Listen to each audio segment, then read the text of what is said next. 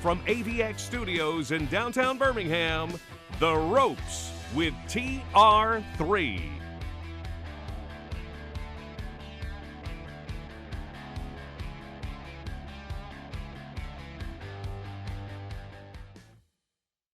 I'm your host, the one and only Trent Richardson, and you're listening to The Ropes with TR3. We got another great week this week, man. Another great show tonight, this evening. And joining us tonight will be the one and only Antonio Langham. He gonna get in right soon, in a minute. And then you got your legendary Blake Sims will be joining us tonight at the 15th minute. And then you have your favorite co-host, Reggie Ragland. He'll be getting in on the 45 minute of the hour. And so, man, we got a great show going tonight, man. You know, a lot that happened over the weekend, man. So sit back and enjoy it, man, so we can chop this up all night tonight. So we'd like to get in today about the Alabama Ole Miss. In Alabama, they rallied up. They rallied up and they took it in and they won it all. But you know, like I always tell everybody, I see two sides to it. You know what I mean by two sides, man? I feel like every game don't have to be a dogfight. And I say that because it's almost like we're not playing yet to our level that we can play at, and I know that we can be that Alabama traditional Tide team. And with that, I'm saying that those guys are talented, and I know those guys work hard. At the same time, man, whoever you playing against, and I say this every week, you got to realize like they're playing their national championship against you. It might be a regular game for us, but it's a national championship to the Ole Miss, to the LSU, to the Tennessee, to whoever, San Jose State, Louisville, whoever, Hawaii, whoever. And those kids got to get that, man. Because looking at Bryce is doing everything he can. I'm talking about running, taking hits that he shouldn't have to take, throwing the ball and ain't getting caught, and guys are not getting open. And I don't think right now the offensive line is good enough to sit there and for guys not to get open. Like you got to get the ball off, and guys got to get open though. Like if they can't get open, there's no way in the world that the ball is gonna get off. And then you want Bryce to pull a Heisman play every play. Dog, he's great, y'all, and he's gonna do big things when he gets to the next level. Hopefully he stay for another year. I don't know. But as of right now, man, in this moment, like he shouldn't have to make every play by himself with his legs or dodging somebody or having to prolong a play. I mean, I get it. He's the quarterback. He's this is his job and all this other stuff. But it's 22 guys out there on the field.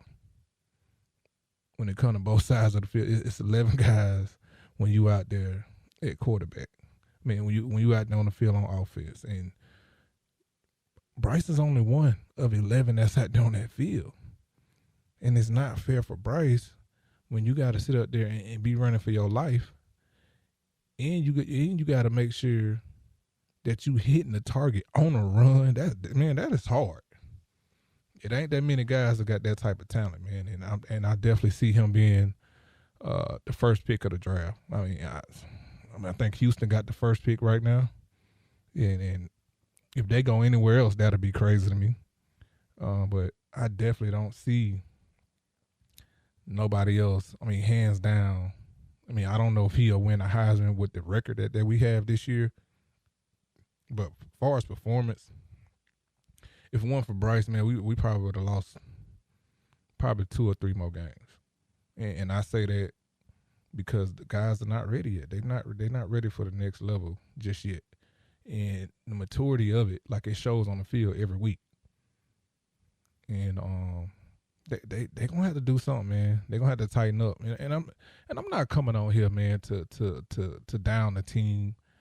But like the standard, man, that we have is as a former player, like guys gotta understand, man, like the guys that's looking on the outside, and I guess I'm a little bit on the inside too. But as far as the standard, how hard we grind, man, at practice, like, man, we won our games within the week. Like that Monday and Tuesday practice for us and Wednesday practice, we had already knew the game plan, what plays we was going to run with the first 12, the first 20 plays we was going to run, no matter what defense they lined up in. Like, we knew them from top to bottom. And so we already had won our game at practice. Like, our practices was so hard to where when we got to the game, it was easy. It was easy. That was the day to go get your check. We call that cash day. Like, and these guys got to understand that, man. Like, the way you practice is the way you're going to play. And I was just looking at the highlights before I got to the station, man, and I'm looking at one of them doggone on the tight end and the lineman, the right tackle. They just looking at Bryce, man. And it's like, man, your guys right here, like, push them, spit on them, do something. Don't spit on them, but do something. But like I said, man, I'm not trying to beat my guys up, but at a certain time, man, somebody got to step up besides Bryce. And somebody got to give a more of an effort than, okay, he just going to go make a play. And that's not fair on Bryce Ian. So we got the great Antonio Langham in studio right now, guys. And he coming with this 1992 laid back effort he got right here. He come in strolling in, and you know, he the cool Look, every time I tell the kids want to do something, man, go on, let them go, man. I can't, between him and Blake Sims, man, I can't get these guys to agree with me when it comes to those kids for nothing. Especially those girls. Oh, yeah, you try. And either locking them up, you lock them up too long, when they finally get loose, you're going to be reel them back in. So they would just get a little taste of it, just a little bit, not a whole lot of it. Man, how was your weekend, man? Hey, man, I can't complain about it. You know, when them laid back weekends. What did I tell? I'm getting old. I can't even remember what I did over the weekend. Honestly. When you start talking that PA, baby, that's what we need to start talking. Yeah. We need to start talking about that PA for real. Look, I do it all the time. I be like, man, especially if I'm calling somebody. I'm calling somebody and I just forget it. I be like, man, I just forgot what I was calling you about. I hate when I do that. Oh, I know. I went Friday night. I went to watch Muscle Shoals High School and Parker High School play. I did that Friday. Saturday I didn't do anything. Man, it was too cold, man. Yeah, man, look, we was out there Saturday for TJ them game, man. And man, they did their thing. But look, when we was playing, I didn't feel all that cold stuff. But running around? Yeah, I was running around. But now, man, I had 6 hand warmers in this pocket, my right pocket. I had 8 in my left pocket. Yeah, you cold. Man, look. And then the hand warmers ain't get cold till I left the field. Yeah, your hand warmers didn't work to you. It was all over with. You didn't activate them soon enough. But like ammonia caps, you gotta all pop them boys open and go to rubbing them ASAP. Yes, sir. And then, you know, at the same time, I'm sitting there trying to pass them out, make sure the boys warm. And TJ out there all young, and, you know, he out there with no sleeves on. Man, put you something on, man. And man, their immune system is different than ours. Man, it's way different. They can fight it off in a hurry. We catch a little something right now. We down and out for a little while. So. Hey, I'm not trying to catch the flu into that anymore. I'm with you on that. I'm with you when you're right. That's why I used to want to whoop Lars every time he go to coughing and sneezing on me. I used to tell Lars, you cough on me one more time, Lars, I'll knock you out. You go sleep through the rest of this show. Man, look, I remember that time when COVID hit and we was in studio. And Lars kept coughing. Yeah, man. And Lars say, well, Tony, I don't have the flu. I mean, I don't have COVID. You know, I've been tested free, and This before the tests came out. Now, Right. this before the testing stuff came out. He said, I don't have COVID, and I ain't been around nobody, so, you're not going to catch COVID. You looked at him and said, Lord, you got one more time to call football here. We're going to have a problem. We were going to have a problem. I'm for real, man, because he just kept coughing, man. He said, man, we're going to be rolling around on this doggone floor. Because every time he got ready to cough, he looked right at me, man. He would look right at me and then just cough. Like, I felt like he was doing it on purpose. I said, you got one more time, man. One more time. It's going to be lights out for you in this studio today.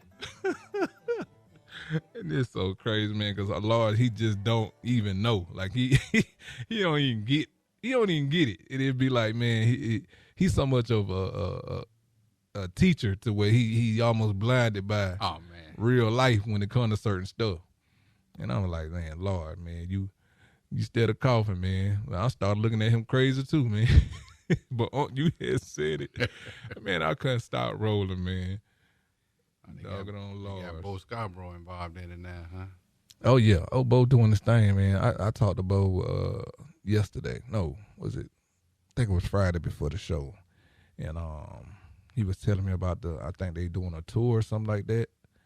And I think he just got like 5 guys just signed to the Stallions. Oh, okay. Oh, yeah. Bo doing his thing, man. So I'm proud of Bo, man, because, you got to think about what Bo went through, man. Bo knows football. Oh, yeah. Bo knows that football. Bo knows how to recruit. Oh, yeah. He definitely know how to recruit. He tried to recruit me, too, so I told him that they talking right. We'll see. But how these knees act these days. Man, you still young, man. Your knees can go. You can still go play with the Stallions right now, man. I'm going to have to go see Dr. Kane. Well, you go see the right man, you go see Dr. Kane. Go get that. If I go see Dr. Kane, he gonna give me a cane. I be walking right here with a cool one too. The one where they tape them up, put all kind of little fancy stuff on it, man. Hey, man, you give it a try, man. You had a USFL, you got an XFL, man. They getting some money out right now, man. They up in the ante, man. They give out the right money. I ain't got no choice. They give out the right money. I go. They give out the right money. You right. You ain't have no choice. I'm gonna drive you out there. I'm gonna lie to you. Say, Trent, get in the car with me, man. Man, let's go for a ride, man. Let me show you a couple things, man. I got going on. I'm gonna pull right up to the stadium front door. Here you go. Right here. Here he is. Right here. I know y'all looking for him. Right here. And I can see you and TJ communicating. Got my doggone bag with my cleats in the trunk. Oh, you got all of it in there. Your favorite shoulder pads, the helmet, and your cleats and all that. You ain't wear a whole lot of pads, so we don't have to worry about that. We just get your cleats and your helmet to you. Shoot, nowadays, man, because practice be easy nowadays. How they do it, they don't even do no contact. I think they can only do like shoulder pads maybe 4 times out the year now in the NFL. I know it. Man, TJ, we're going to be like, we're just going to ride by there. When we get you out the car, we're going to throw everything out the window and keep driving. We're going to give you a chance. Let me talk to y'all for a minute. We'll be back. Call if you need so. Man. But, man, they had a good game Saturday, man. They beat the team 34-0. 34-0. Championship this week. And so they going to do a Super Bowl Sunday. They're going to check TJ. They're gonna check his birth certificate alone, man. That ain't fair, man. He too big, but then again, got a little bit of that Samoan blood in him. He got that. He got that thickness about him, man. That thick Samoan blood in him, man, and all of them. They ain't going nowhere with it either. They man, look, I ain't never met a skinny Samoan or a weak Samoan or not a every Samoan I know is fast. And when I grew up with them boys, man, with they call them Uso twins now. But when I grew up with Raikisha kids, man, Josh and Jonathan and Raymond Roman, Joe, man, them kids, them folks was dangerous. Like a lot of twins too. Yeah. I think Raikisha got 2 sets of twins. Oh yeah. He got 2 or 3. Man. But man, in they family, man, they got so many twins, man. But man, I don't know. We gotta pay some bills right now. We're gonna get into that. On the other side, I'm going to ask you a little bit about the Ole Miss game and what you thought about it. And, man, you are listening to Trent Richardson, Antonio Langham on the Ropes with TR3.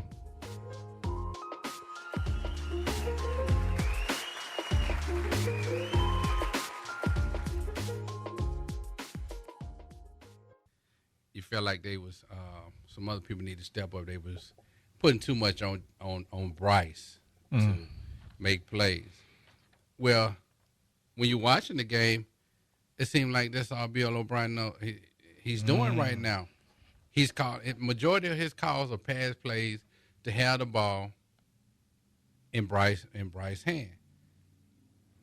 I mean, we're really not establishing a running game like we used to. Everything is Bryce was the Heisman Trophy winner last year, so let's just put it in his hands and let him see can he make plays. Whatever happened to your offense works according to how balanced you are. But if we're throwing the ball 80% of the time and we're not running it that much, we can't sit here and say we can't run the ball. Yeah, we can run the ball. We got 3 backs that can run the ball. True enough, run blocking is not very good. Yeah, and lately neither has pass blocking either. But I mean, we're still trying to. It almost seems like, I know it's not the case, but it almost feels like we're trying to get Bryce back in the Heisman hunt again. Was he ever out though? He was in there, and then when he missed the game. Yeah, I forgot he missed that game. He missed the game. Once you miss the game with the Heisman race, and you get some other cats get to rolling a little bit, even though his numbers probably, even though he missed the game, and then he had a couple of games that weren't too good. Back to the point. The point is we're trying to make everything work through Bryce. Yeah. And we need to go back to trying to establish a running game. Let's get more balance. Let's get more 50-50. Then I think that'll take pressure off of Bryce. And I think our offensive flow a lot better when you're trying to pass the ball every down and the other team knows it. You're playing against what they're doing. They're pinning their ear back and they're coming every time. And it's so crazy because looking at the game, right, and look at them going into pistol. Like, they look so uncomfortable, like, trying to run the ball. And that's scary for your team not to be able to run the ball. And, pistol is the /I formation / shotgun. But let's say he underneath center. Like, that, they look so uncomfortable trying to run that ball to outside zone. Like, I'm literally watching the tight end not touch nobody. I mean, if we're going to... And I'm not trying to point players out. Right. If you're going to go the pistol formation like majority of everybody's running nowadays, in Bryce's case, we don't run a lot of RPO with Bryce. Yeah. We don't run a lot of RPO with Bryce. So if we don't run a lot of RPO with him, and you're pretty much saying that Bryce is more of a pro-style quarterback, then operate your offense, put him under the center. Yeah.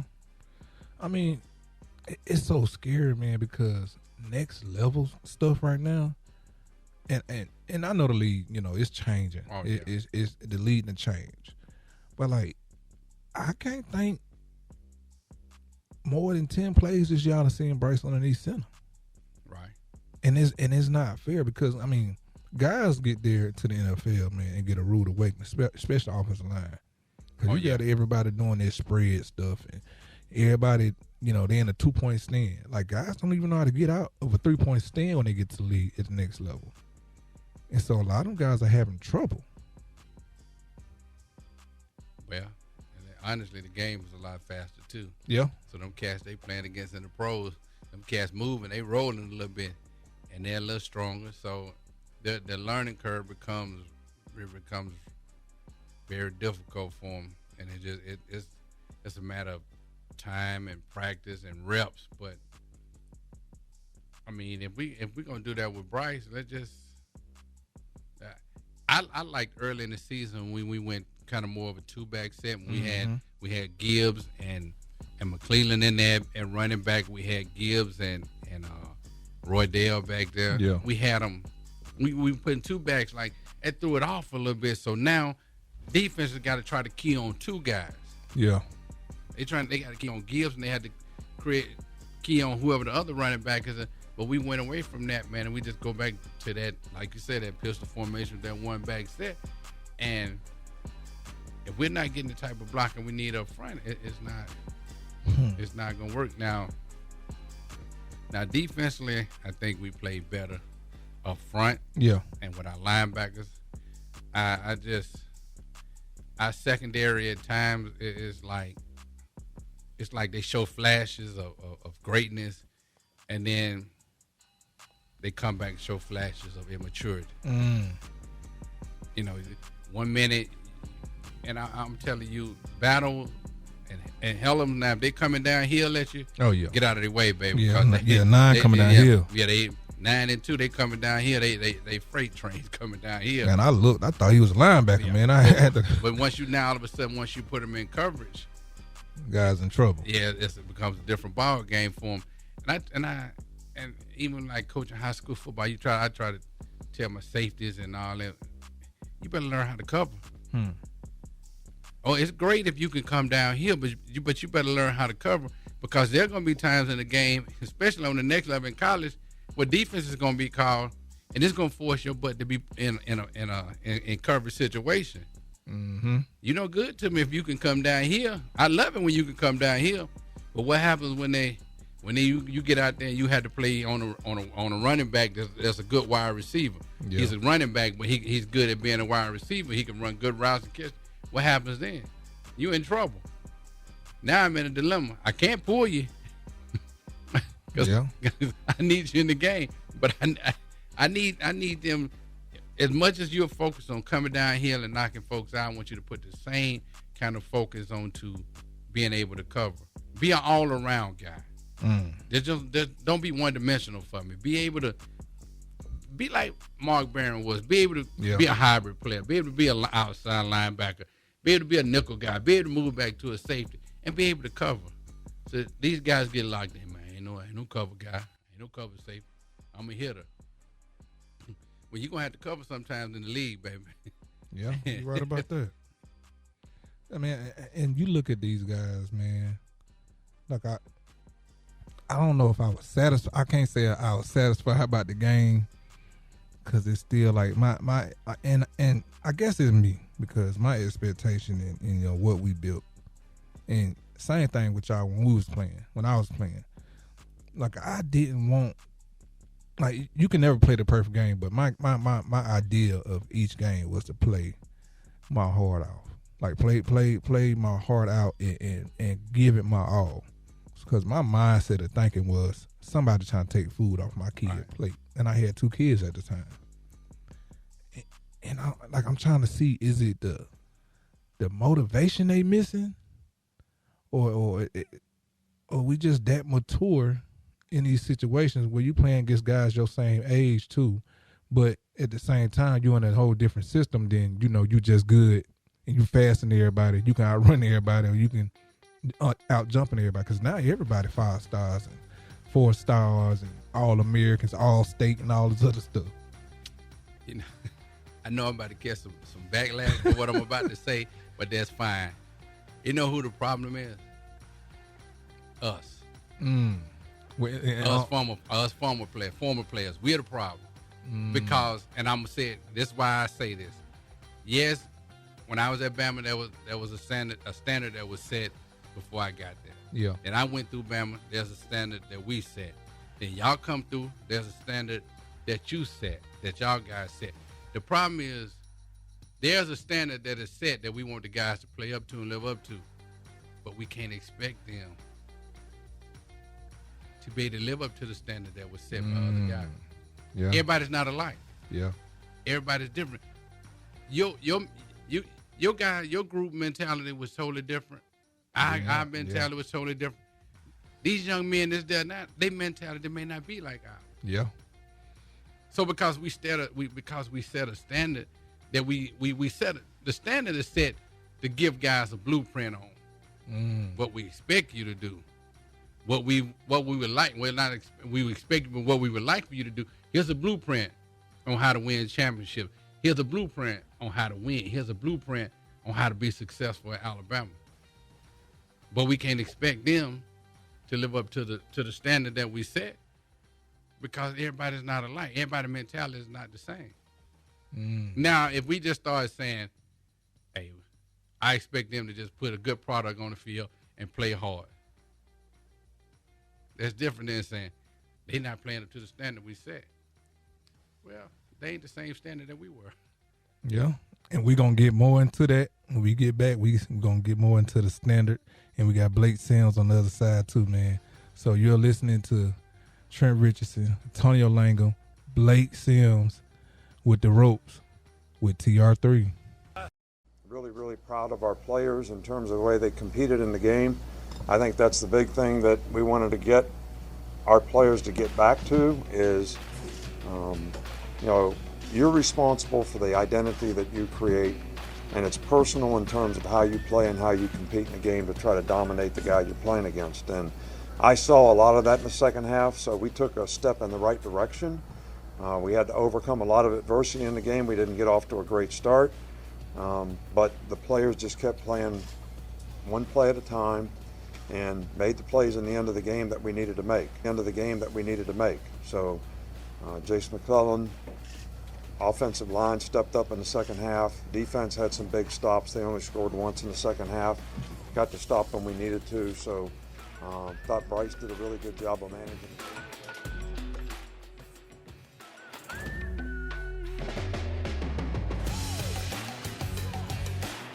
Coming to you live from AVX Studios in downtown Birmingham. We are back. And so that was Coach Saban. And he's congratulating the guys. Oh, and before we get into that, man, we do have one of the best athletes I have ever seen do it at football, basketball. I think the man, I ain't gonna say boy, I think the man even played pickleball. The great Blake Sims is on, man. Like the Beastie Boys. Hit him with a pickleball bat. Blake, what's going on, baby boy? How you doing? Man, not much, man. Chilling over here. How y'all doing? Man, we good, man. You still down there playing? You playing pickleball now? Man, a little bit here now. Show these kids that I still got it in me. That's crazy to say that because we about to have our over here at Mount Belton in Georgia. We're about to have our first year and our first time ever having a pickleball team. So we're growing as a high school, man. Y'all growing as a unit over there, baby. Yes, sir. I love it. Man. Come on. Listen, I was in a Chambers meeting out there in Irondale. I'm the athletic director out there for youth sports. And so I'm cool. in the meeting, and it's all type of people there that's from just from the Irondale area, just from the city out there. So the lady said, since you're gonna be the athletic director, make sure we got pickleball tournaments. And so I said, pickleball? Oh, okay. But in my head, I'm thinking like, what in the world is pickleball? Yeah.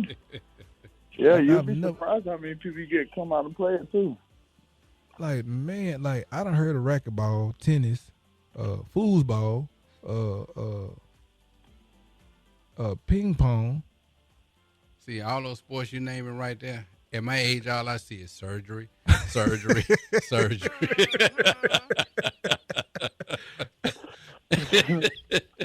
Knee surgery. Achilles surgery. That's all I see. All those sports require me to have to move quick like that. Surgery. Dr. K, surgery. So, Blake, man, we were just talking about the Alabama Ole Miss game. I know you got to catch a little bit of it. And I'm gonna ask you something else after this because Unc just brought up a good conversation, man. So tell me this: what did you think about the Alabama game, and what did you think about Coach Kiffin over there? How he managed? Coach Kiffin, man, I think what he got going is good, bro. It's just he's just setting himself up, man. You got to get the right guys in, and he's even where he's at now. It shows like how hard he's been working with the recruiting, and you see that he got a different mindset, man. He wants something different out of his players, and he want to give his players something different. Now, what you think about the game? The game, man, I mean, I'm glad we won, but I wasn't impressed. You know, I wasn't impressed. Thank God Young stepped up and made some big plays for us to change the outcome of the game. Offense, on the offensive side, man, I don't know, man. I don't know. I can't really put my finger on it. Seems like them guys ain't just as one, man. Like, my question to them is, like, I know y'all know, just like I know, man. Are y'all having barbecues? Like, when y'all have these barbecues, where y'all at, man? Are y'all together? They definitely ain't doing that. You know, are y'all going to the bowling alley over there on 15th Street, man? What are y'all doing? Like, are y'all together? Because it seems like everybody's just playing differently, man. I've been sick on the game since I think it was a clip. Go back to Tennessee. It was one time during the clip I seen Bryce Young smiling, trying to dap up one of the Tennessee guys, and the Tennessee guy pushed him. It was like, I ain't with none of that. And then Bryce Young tried to get serious. Like, that right there just showed that these guys' mindset is not the same, man. You know, and I just want to see our guys, like, it just seems like our guys just want to do the normal, man. Win the games, get out of the games, and get home and get to doing whatever they do at home, man. I don't see nobody punishing nobody. I mean, I just want to see our guys all the way around just punish them guys and show, like, who we are, and when we leave and have them talking about, like, not wanting to play us again. You know what I'm saying? Being dedicated, focus on the small things, winning every play, and making the guy across from you just quit. You know, I just don't feel like I see that. But at the same time, man, I don't know what's going on in that locker room, but that's just how I feel. All right, Blake, I got my first question to you is, as a quarterback, do you feel, it's a two-part question, do you feel that maybe our offense is too one-dimensional? And my other question is there too much pressure being put on Bryce to make it all happen for our offense? When it comes to the pressure of Bryce making it happen for us, I can kind of see where people feels that way, because just like once again, I'm speaking about just watching the game. I'm not in the office or anything. Just by seeing how we pull grids, you know what I'm saying? How we pull grids at the end of the game, and we wasn't able to use him for his route tree and stuff like that. And you know, like, I just feel like we could have used him more. And I feel like, and by answering your question, I feel like we is putting a lot of pressure on Bryce to win this game and for him to do the things he did last year, because we got a talented running back group, man, a very talented running back group, and I just feel like we're not using them to the best of their quality. I think I was in a conversation with some of my friends and some of my coworkers. They was just saying, man, they feel like O'Brien is not using Bryce to his full ability. And yeah, and I mean, you could feel that way or feel however you want to, but let's look at grids. Like, I think the only time we see him catch the ball is on swings. The times that he ran the Texas route, the angle route, or you put him out on the outside of empty and let him run a slant, a hitch, or a dig or whatever, we was very successful. So I feel like that's the guy that we're not using enough of, you know? And, yeah, that's just how I feel right now. So when you say that, Unc had we talked about something over the break. You know, you said you're going to get some backlash for it. And your question was, well, you said, who was at fault about the standard? The standard is set.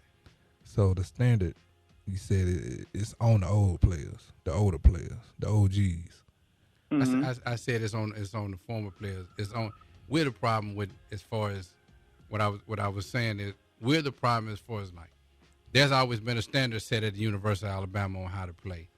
There was a standard set before I got in there, and there was a certain standard set when you guys came in there. And I said, we're the problem because we're constantly saying they're not playing up to the standard that we set. And I was saying maybe we need to step away from saying that and just say, you know, here it is. There's a standard we expect you to play by at Alabama. Here's a blueprint on how to play at Alabama and win. but we can't expect them to live up to the standard that's been set because everybody's not the same. Everybody's mentality is not the same as you and Trent mentality was, or my guys I played with, me, Copeland, Curry, all us, man, the Mansky, our standard, our mentality was different. And maybe these young men's mentality is not the same because, one, there's no pressure to have to go play in the NFL because a lot of them are getting paid good money now just being in college. Well, sorry to cut you off, OG. Well, get off our team. Get off. Get off, OG. You know what I'm saying? One thing about it, I'm not lacking on them guys, man. I'm not taking it easy. I'm not taking it easy because I completely saw firsthand Josh Chapman grab Trent Richardson. I'm talking about that whole group. You got what I'm saying? Because they left before Trent. I'm talking about the Julios, the Mark Ingrams, the Marcel Darius. When the next year we went, they grabbed Trent and said, keep this thing going, man. Teach the younger guys the standard so when you leave it, they understand. Yeah. When it was my time, I got grabbed by the chest. Come on, little bro. Keep this thing going. When I lost to Ole Miss, it wasn't a conversation with Coach Saban. It wasn't a conversation with Lane. It was about the guys, the OGs, my OGs that taught me the Bama way. It was the phone. It was seeing their name come across my phone because I felt like I let them down. You see what I'm saying? Like, I play for my family. I play for my last name. And, I play for this and I play for that. But at the end of the day, I'm not going to sit here and say I didn't do it for Trent. I didn't do it for Mark Ingram. I didn't do it for Julio Jones because they set the standard, man. Right, but it's the Bama way. Yeah, and you just answered the question though. Maybe the guys that are leaving this program to the next generation, the next generation are not doing that. Yeah, I get what you're saying on that, man. Come on, baby. Like, if you worried about money in college, get gone. Like, leave Alabama, please. Well, like, go play somewhere else. That like, problem. Yeah. Like, if you want to go ride the Rolls Royce and all that, man, go play with Lane. And we're not. And I want this to be heard. And if you decide to leave, we're not gonna hate you.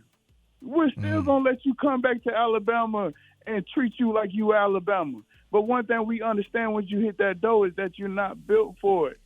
Right. Yeah. You're not built for it. So if you're not built for it, leave. Like, don't you understand? Like, Trent can vouch for me. We had guys that do the first day of 110s and they'll transfer schools. Yeah. And then come back on their bye weekend and they'll come back and like nothing changed. I'll be back. Just like you, OG, Trent can name them, and I can name them guys that left Alabama that we're still cool with now. Right. Yeah, it's it definitely ain't a brotherhood. Man, it's just how long Saban been in Alabama? Because I don't want to be wrong on air. When he came in, like 2007?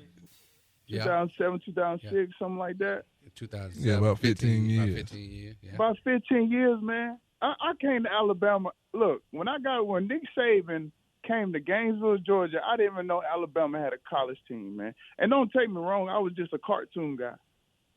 You know what I'm saying? I was just a cartoon guy. I had to be tuned in on my cartoon. That's another funny story about me and Eddie Lacy that Coach Burns cussed us out because we didn't watch the game. We was busy watching cartoons. But anyway, when I ain't mad at you on that, man. I ain't know no Bama standard. I didn't know nothing. But when I got there, man, like, yeah, I wore that jersey with pride because of things that done came through before. And look, Blake, I want you to keep that same energy because we're gonna get into it. I love your energy. We're gonna get into it on the next segment. Right now, we got to pay a couple more bills. We got a few important messages to listen to. You're listening to Trent Richardson, Blake Sims, Antonio Langham with the Ropes. With TR3 with the Ropes, baby. We'll be right back.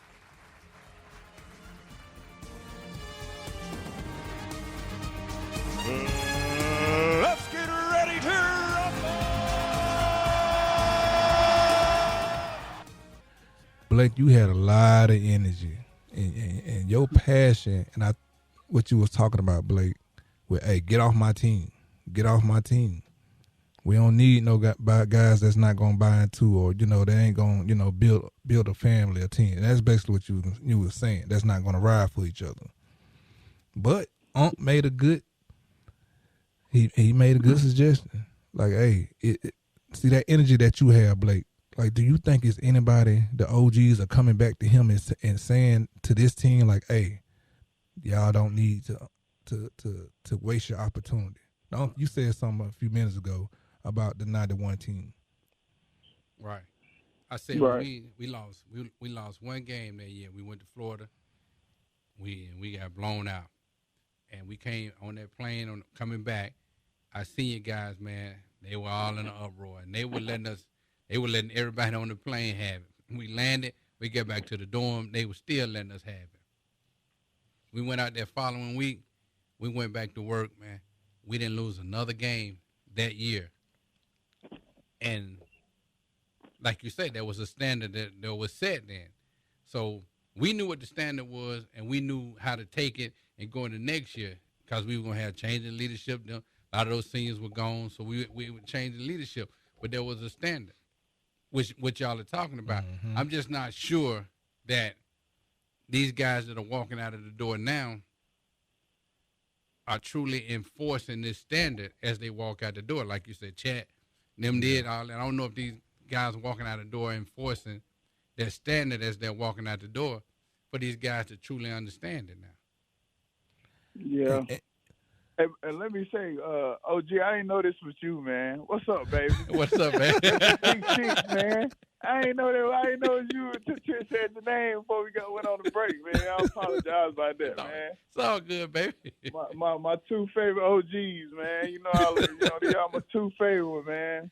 But yeah, man. I mean, at the same time, bro, like, yeah, get in their face and everything, because it's even deeper with me, bro, because, like, it used to be one quote that Coach Saban used to say every year, right, that it stands out to me a lot, because I use it with my team that I'm coaching here in Georgia, and I always say to him, and it came straight out of Saban's mouth. He used to say it all the time before the season would start. He would say, whatever happened last year or the year before that and everything, them guys are national champions.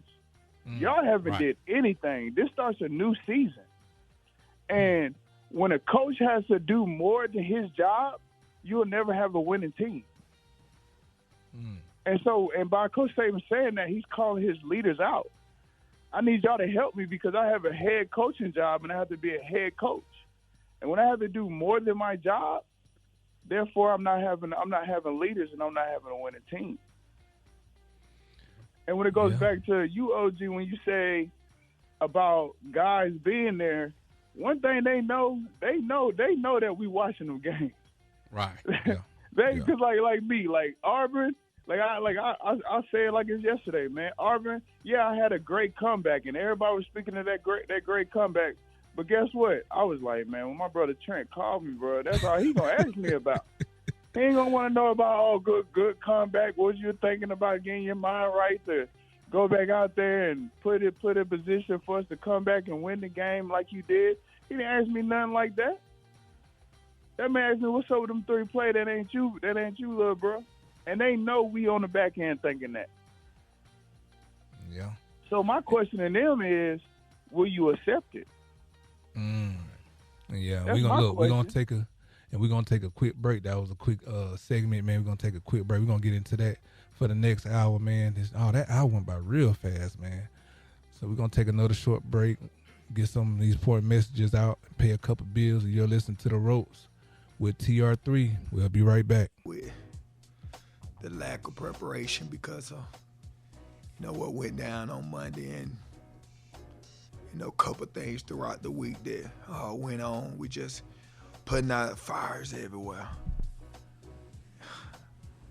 Like, kids, they're in there speaking the same language. Them kids in there talking about they can take this one. They fought. They served each other. They believe.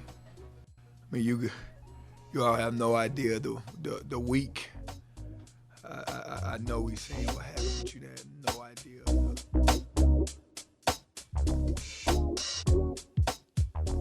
We are back, everyone.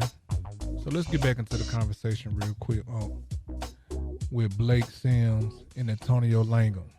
Y'all had a good one going, and we're gonna jump into a Cadillac on the next segment. Well, we might get into it a little bit right here. But Blake, you said something that was key. I don't even realize did you realize that you said it.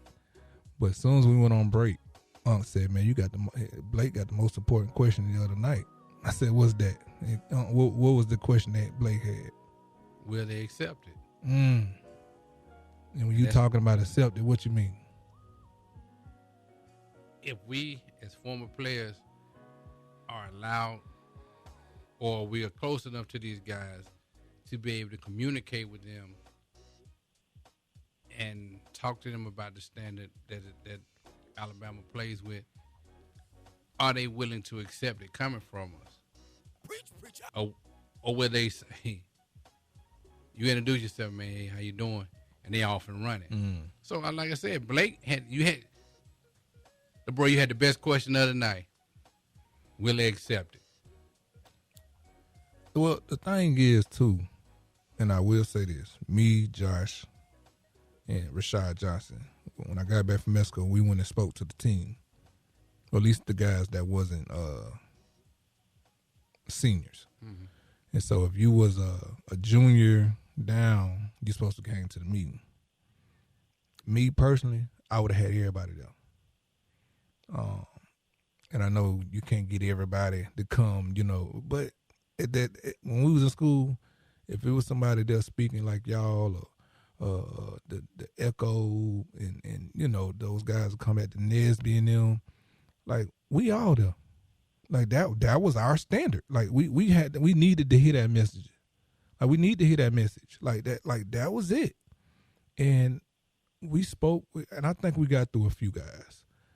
But afterwards, all those guys should have been getting me and Rashad number.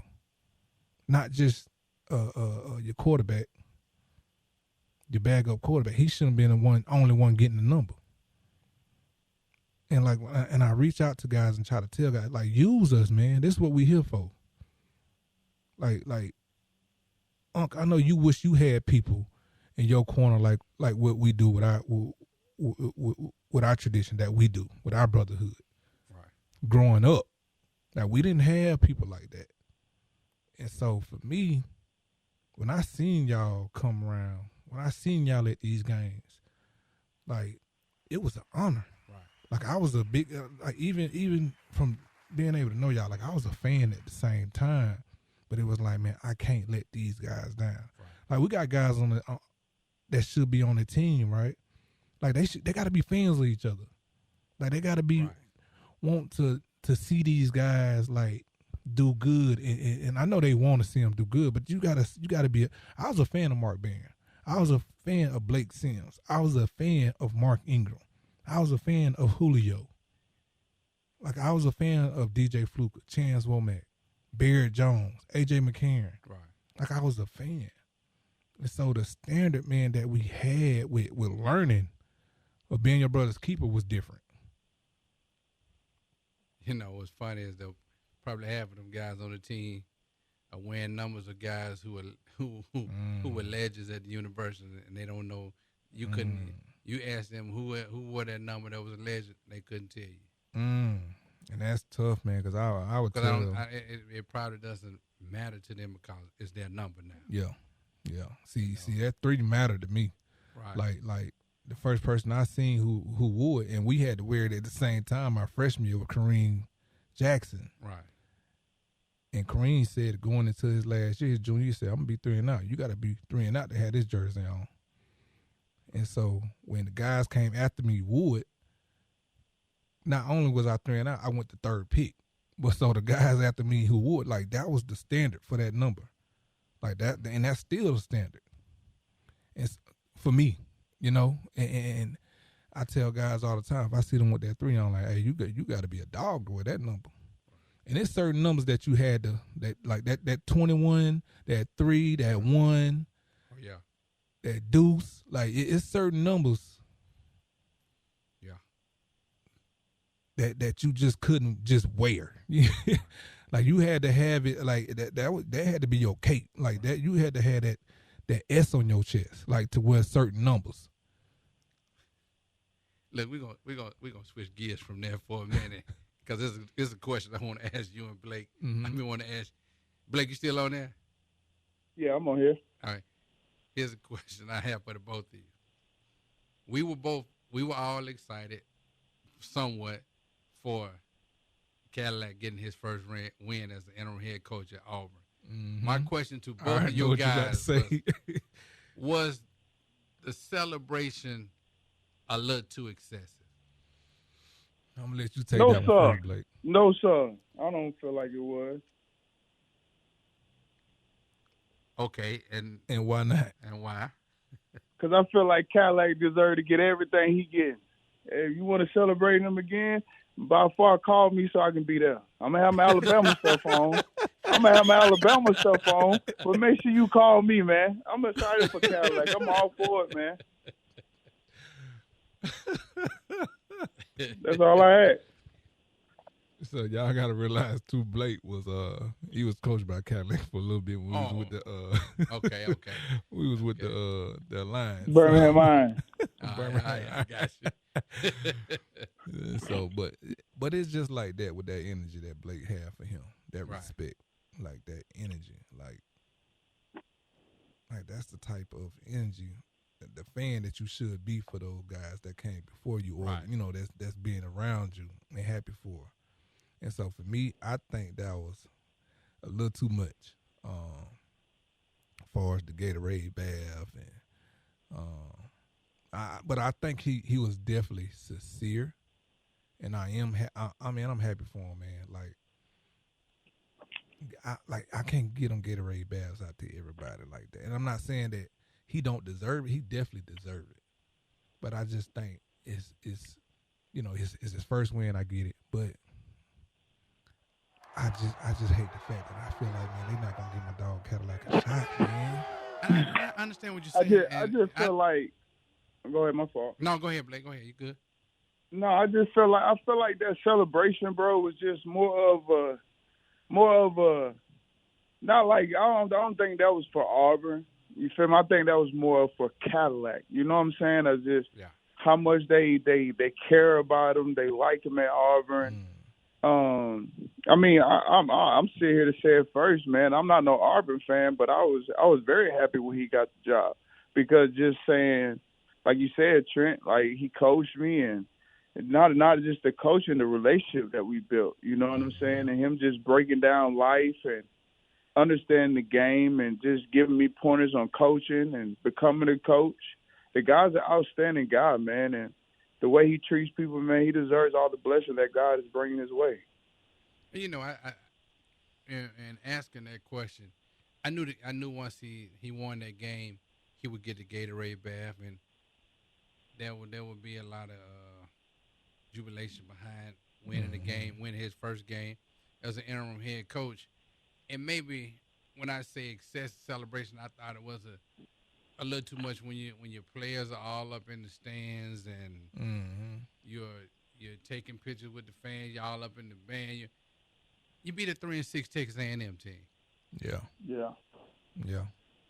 Cadillac deserved all of his celebration, his moment, everything that he was feeling. He deserved it.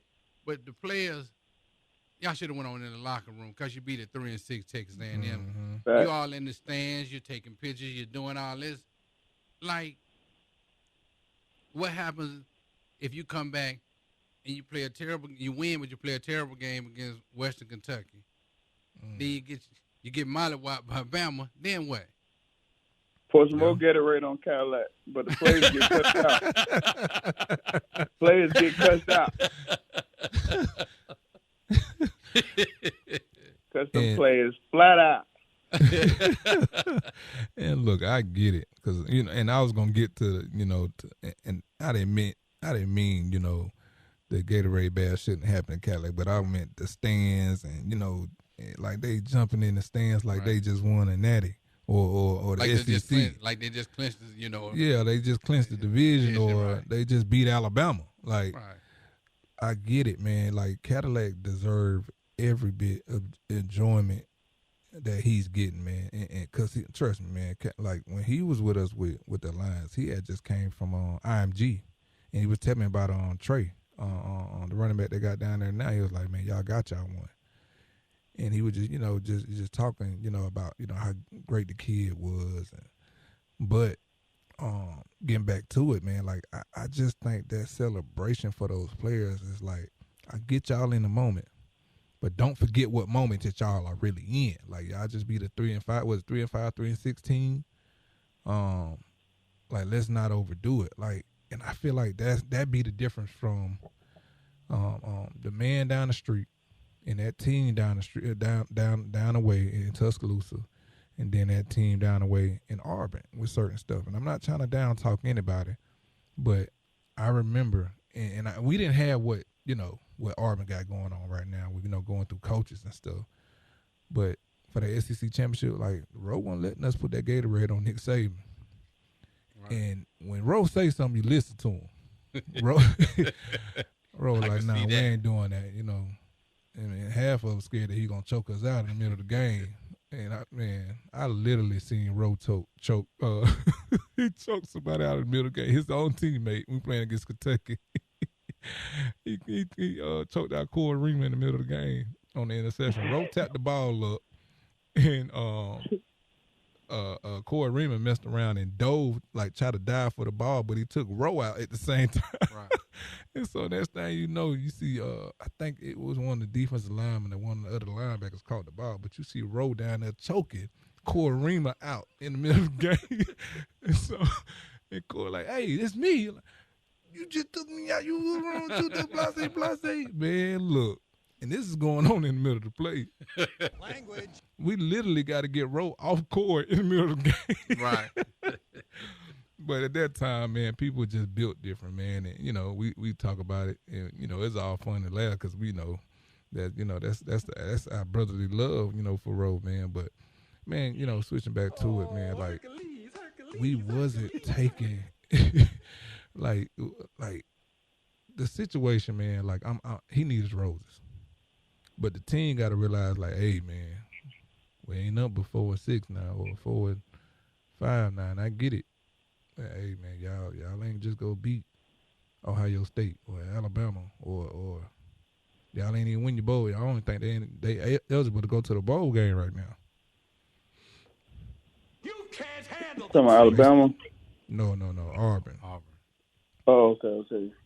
No, I know we gonna be eligible, but I'm talking about Auburn. And I think how you think Robbie played, man? It's one thing I wish Robbie had was a good quarterback coach. I think Robbie could be special, very special in the SEC. But there's a few things that I see with Robbie that hasn't changed. And one thing with Robbie hasn't changed is from high school to now is that when stuff is going wrong in the game, you can always see him like he's going off on a lineman or a receiver. It's always this moment. And ever since he was a little kid, I've always felt like Robbie's big issue is not being accountable for himself. It's like it seems like everything going wrong is always somebody else's fault and not his. Yeah. That's my first thing with Robbie. My second thing with Robbie is his play clock and his head is entirely too fast. From the time the ball is snapped to Robbie and he gets it in his hand, it's almost like his play clock is 1,001, 2, let me run. Because I got the legs to run. Yeah. Blake could run, but Blake his play clock was a little longer. Let me sit in his pocket and let me go through my read development first, my reads, and then if my reads are not there, then let me go. It's almost like Robbie isn't even going through reads. It's like he catching it, hit his hand. If it's not designed to automatically go to this guy, if soon the ball hit his hand, they're not saying go to your number one receiver right now. He's not going through read progression. It's like he's running now, and that is not going to last long in the SEC. These guys are too big, too fast, too strong. Somebody's going to catch them the right way, and it's going to be lights out for a while. And so what we're going to do, man, we're going to take a quick break real quick. We got to pay a couple more bills. We got some important messages to play. But Blake, man, that's a question for you when you get back, man. And we should have the great Reggie Ragland, Super Bowl winner Reggie Ragland in on the next segment, man. So we'll be right back with the Ropes with TR3.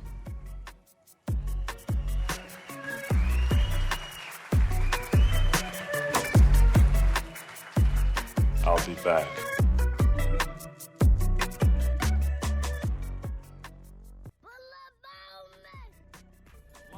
From AVX Studios in downtown Birmingham, The Ropes with TR3. Win since the overtime victory against Missouri late in September. Cole Kublik standing by with Cadillac. The final score, Auburn 13. You just won your first game as the Auburn head football coach. For your support and attendance. How does that feel? All glory go to God. God is good. I'm so appreciative of this Auburn family. These fans, they showed up and showed out, man.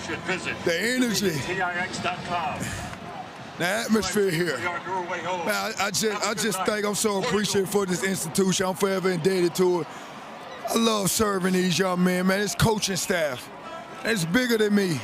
It's just not my show, man. We are together. We family. So I'm excited. 1-1. 1-1. You mentioned the energy. You mentioned the passion. We are back, everybody, with the Ropes with TR3. And joining us, the one and only, the legendary Super Bowl winner, Reggie Ragland.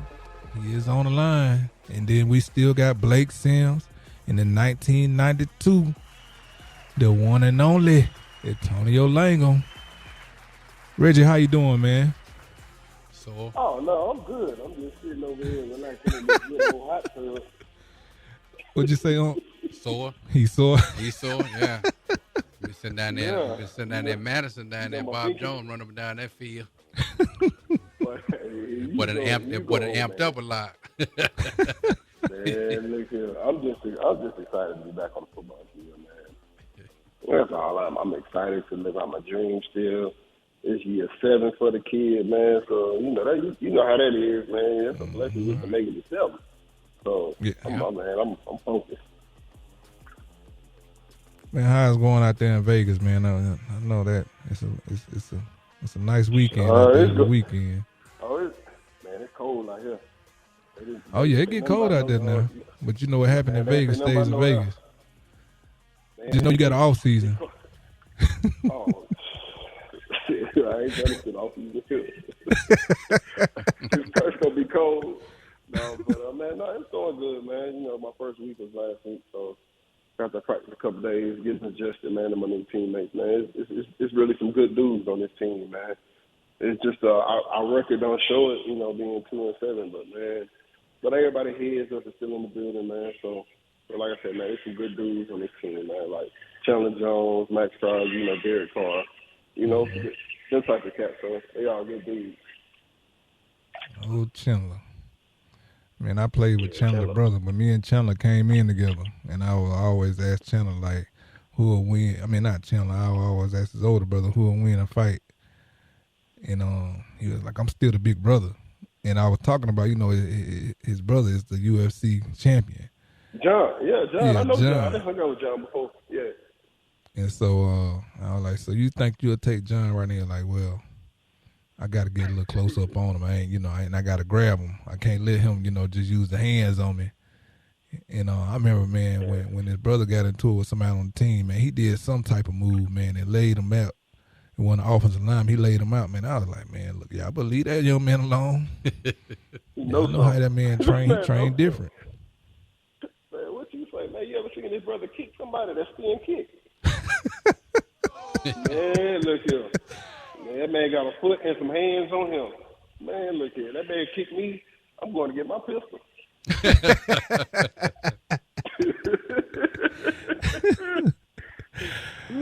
So, man, we was just talking about Auburn, man. We was talking about, and I don't know if you got to hear a little bit of, you know, Cadillac post-game speech after the game, man. You know, man, you know, we all excited for him, man, and happy for him, man. I know Blake said he should have been at the celebration afterwards. He wanted the Gatorade bath too. Blake, you still on there, Blake? Oh, he might be taking a bathroom. Yeah, I'm here. He there. Oh, okay. I would say you might be taking a bathroom break.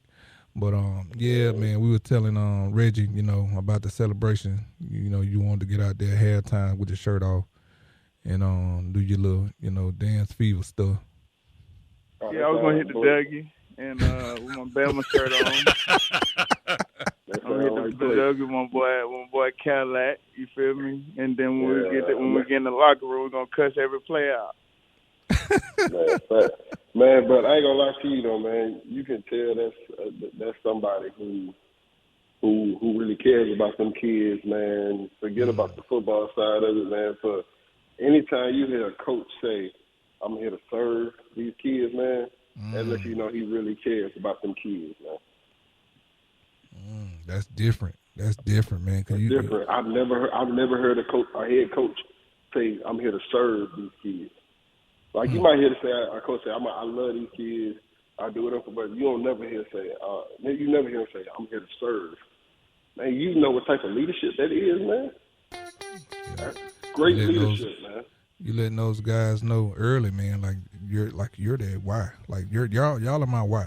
Like I'm letting y'all know early. Like I'm here to serve for y'all, man. Like that's big, man. When you hear stuff like that, man, have you ever heard that, you know, that type of, you know, that I say introduction to his real, you know, I don't want to say his real coaching career, but as a head coach right now, that's an introduction to it'd be a great recruiting tactic to me. I mean, not even saying that he's doing it for recruiting, but if I was a recruit right now, I would be listening to what this young man is saying right now. It was a great statement to make. It really was a great statement to make, but the question becomes: Are the big wigs in Auburn hearing him? Are they gonna give him an opportunity for him to serve the kids? At this point, right, ain't not even about if they gonna give him the opportunity. Are they hearing him? Yeah. Exactly. Or is he there just to finish this out? Exactly. Because you can tell them kids love them the way they responded in that game, man. Yeah. That's crazy, man. Because I mean, you just said a mouthful. Are they hearing them?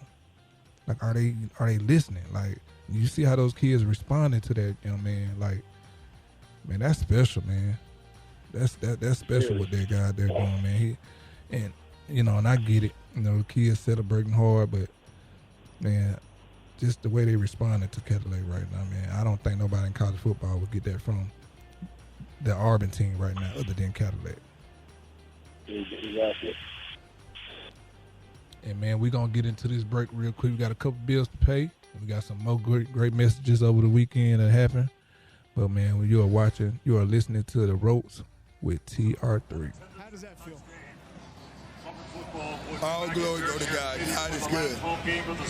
I'm so appreciative of this Auburn family. I mean, these fans, they showed up and showed out, man. The energy, the atmosphere here. Man, I just think I'm so appreciative for this institution. I'm forever indebted to it. I love serving these young men, man. This coaching staff, it's bigger than me. It's just not my show, man. We are together. We family.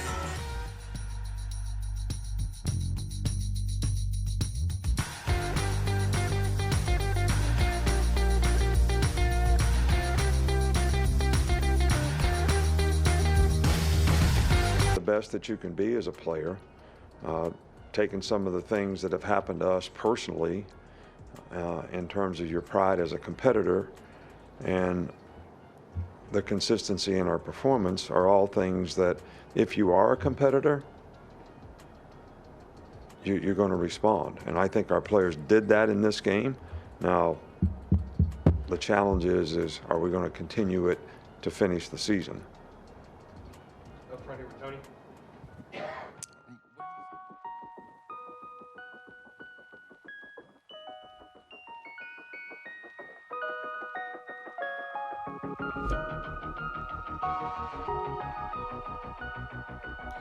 Coming to you live from AVX Studios.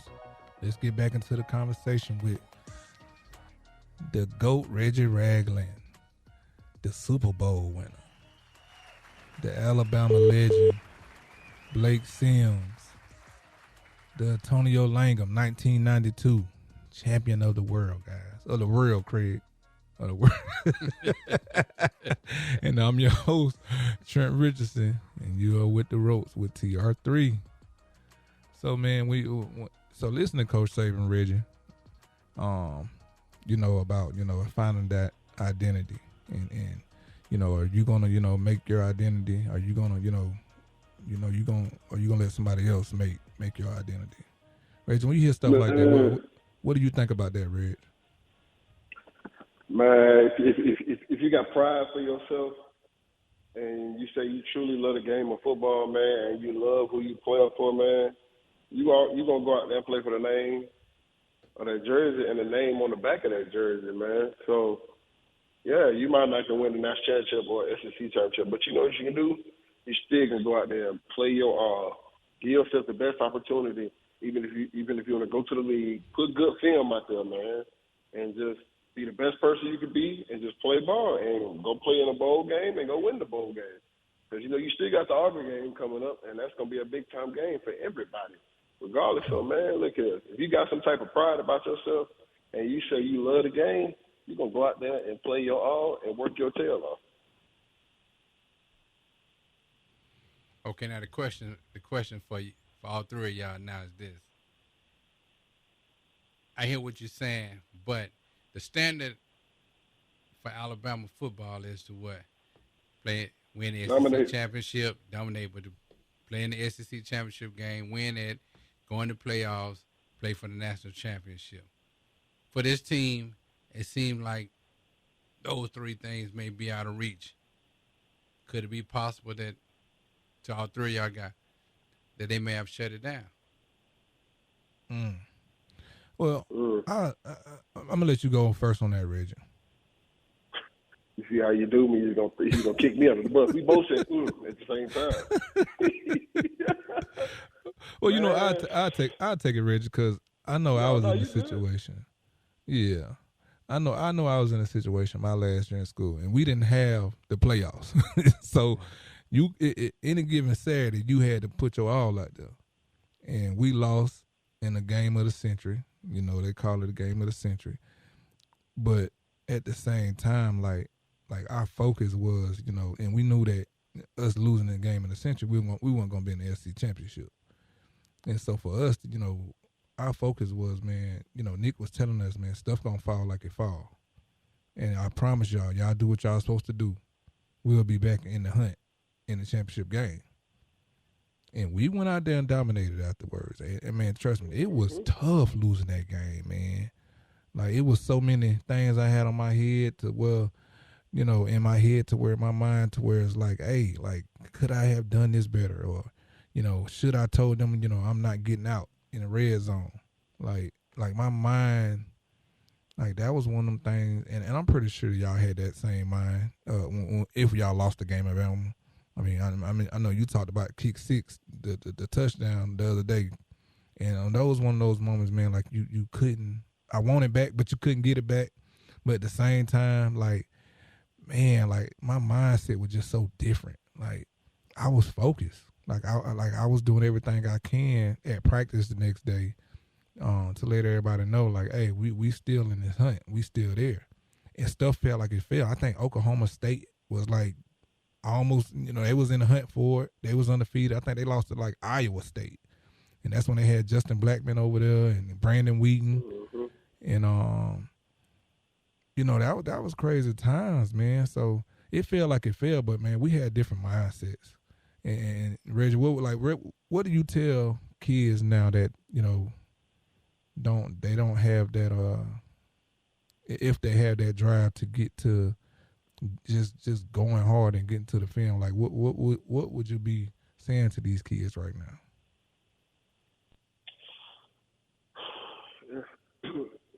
Be honest, it ain't too much you can say to a kid, man, unless that kid wants to do it for themselves. Like, you gotta have that drive want to keep going when your back is against the wall. Like, even for me, man, like, I didn't come in until week 10. That was last week. I didn't know if I was gonna get to play back in the NFL. So, man, you just gotta keep trusting and believing in yourself. Keep working it out, or however you work it out, whatever's going on. And it's gonna be randomly when you get your call. Like I said, I got my call when I was about to put some lamb chops in that damn cast iron skillet, and I had to drop and put it back in the freezer. So I had to get on a plane in 3 hours and come out here and get ready to get my mind right. So it's all about how you want to do it, man. If you say you a grown man and you're about your business, you're gonna always be prepared for time to talk. So tell me this, Reg. I know this might be off topic a little bit. What you season your lamb chops with? Because I know what I season mine with. All right, so first off, I don't trust nobody who doesn't put garlic powder or onion powder on their food. So, I put a little garlic powder, onion powder on mine, and then I like to double back with like some grill-made seasoning.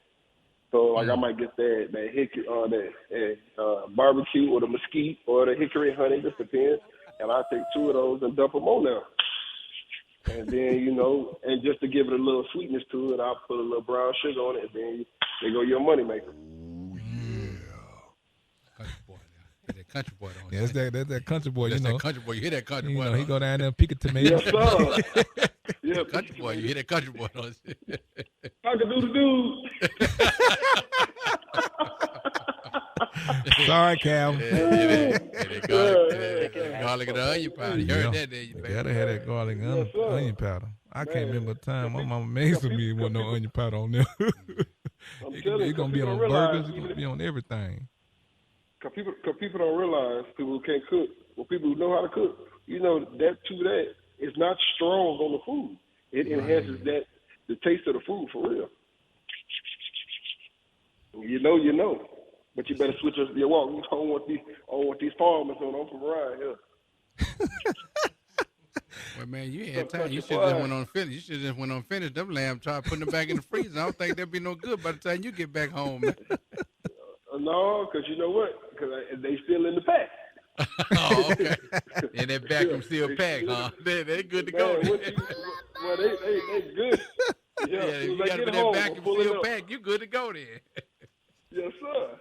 I'm sure glad I didn't. Man, I sure wanted to eat them, but I didn't have time. I had to call at 5 o'clock. They called me at 5 o'clock, and the plane had to be in the air by 8. So I threw some clothes in the bag, and I went over and got to my business. Oh, well, you in the right place to get all the lamb chops you want. Yeah. Man, there's a chance. Boy, look here. I'm telling you, it's a great place. Tomorrow I day off too, so I'm gonna find me something good to eat. Them Tuesdays off, man. You love them days, though, man. Shoot. Man, what you say? Because on Wednesday, your back might go by so fast, man. That Tuesday go by too fast, man. It's almost like it's not even true that it's a Tuesday. It's almost like it's a Wednesday afternoon after practice. Like, it go by too fast. Man, at least you got a break. It's so Saban, you ain't getting no break. Man, listen, when I got to the league, I knew we had a Tuesday off or a victory Monday. Man, I'm like, bro, y'all can't be serious. Like, we got days off. Rag, let me ask you a quick question, man. I know you're just getting out there, but the Raiders have been struggling, man. Just your little bit of time out there, what do you think is the problem with the football team right now, the reason they're having the struggles that they're having? Man, because, like, everybody plays so hard out here. Man, it's just little things at the end, just finishing. You know, cause like, that's what Coach hit on today. It's just the little things, man. And once you get the little things, it's over. Cause like from the time I've been watching them all year till now, like they always had the lead or was up, and then finish at the end. So that's really the thing. Everybody be in position. we gotta finish at the end. What's up, big dog?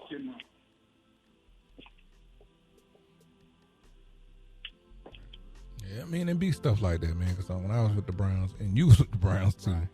Yeah, man, we would always lose games 6-7 or 9-3 or just something came down to the last minute, and it'd be like, man, like we ain't getting blowed out. We right there, right? Like you got to give that finish. You got to have that finish, man. Like it's so different in the NFL, man. You have to be there to just know. Like it's the business at the same time, but man, it's different, man. The play is very different, man. So we coming up to another break, man. Stay tuned, and we'll be right back with me, the one and only Trent Richardson, and the one and only Reggie Ragland, Super Bowl winner in 1992, first round pick, Antonio Langham. You're with the Ropes with TR3. We'll take a short break. That's a challenge. It's more challenging now than it's ever been before.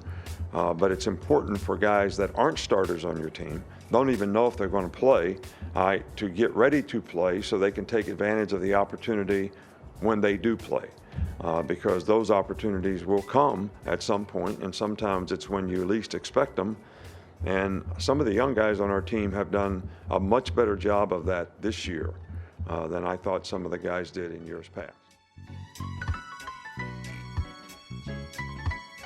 We are back in the building, everybody, with our last segment, wrapping up the conversation with Antonio Langham, Blake Sims, Reggie Ragland, and me, your host, Trent Richardson, with the Ropes with TR3.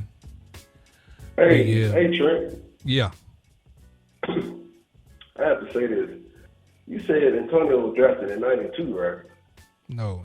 He was on the 92 championship team. You were drafting, what, 93? Okay. 94. Oh, 94. You were drafted 94. He came back for I some year. was about to say, I was born in 93. I'm about to say, you're showing your youth, my boy.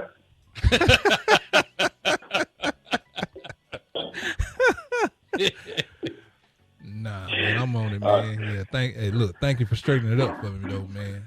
I'm definitely on it. Rag, you remember we did a new edition on the cruise? I got that video. I got the video. I got that video, man. Reggie went down to his knees, man. Just let me be, man, Can you stand the rain? Yeah. That's all I was about, man. Just let me be Bobby. Bobby, why? Reggie over there. Reggie was doing all type of spins. He was on his knees. He took the mic from me. No, I ain't do that. I'm not Eddie Kane now. Y'all show. Y'all want to hang with old Eddie? He looked back at me. He looked at me like, ain't nobody come to see you, Trent. Man,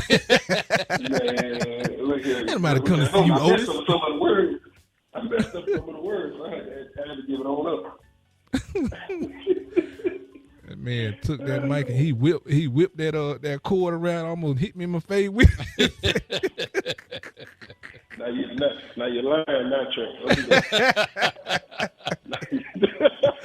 He spent so hard, I almost tricked this dog on himself. Look, y'all gonna quit putting my business out there now. Man, I got something funny for y'all, man. So Blake called me and said, man, big bro, I need some shoes, right? So, and this time I'm in the league and he was just getting out. So I sent Blake, some shoes. I sent Blake maybe 20 to 30 pair of shoes, right? And so I sent them regular size people's shoes, I sent them size 12. Kind of find out Blake was size 9. So Blake said, big bro, I can't fit the shoes, they too big. I say, they too big? You ain't no size 12? He said, nah, man, that's for y'all, man. I ain't got big feet like y'all. I said, Blake, that's your problem. Why you be falling on the field? You can't cut. Because you cut left or right, you tipping over. And so Blake was wearing double socks and tissue in his shoes for 3 to 4 months.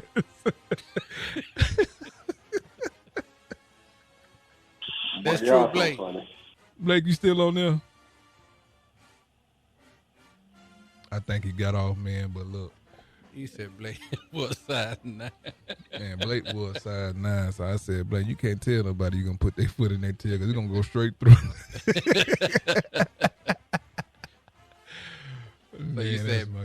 So you said Blake go there and look for shopping for shoes. If you said what size, he whispered, size 9. 8.5, but I'll take 9. Hey, you know we gonna call a 9, 8.5. Why you gotta be so loud?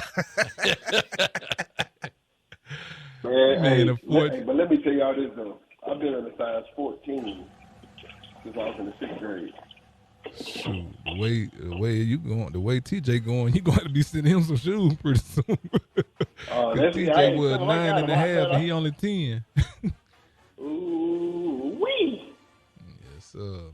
Unfortunately, it looked like we have ran out of time for tonight. I want to thank everybody for listening. I appreciate the love. We had some great conversation tonight, and I want to give a special thanks to our guest, Blake Sims, and my co-host, the legendary Antonio Langham, and my other co-host, the big dog with the Super Bowl ring, the one and only Reggie Ragland. So stay tuned for tomorrow. A great show. We have the big show tomorrow, Hometown Heroes, and we'll all be on there. Reggie Ragland, Antonio Langham, Funnymaine, Mike McCoy, and Blake might be tuning in too, but we got a special guest, Christian Jones, coming in studio tomorrow too, man. So we're going to have some characters on there, man. So y'all get ready, man. You have been listening to The Ropes with TR3, and I am your host, the one and only Trent Richardson. And remember, you are your way out. Good night, y'all.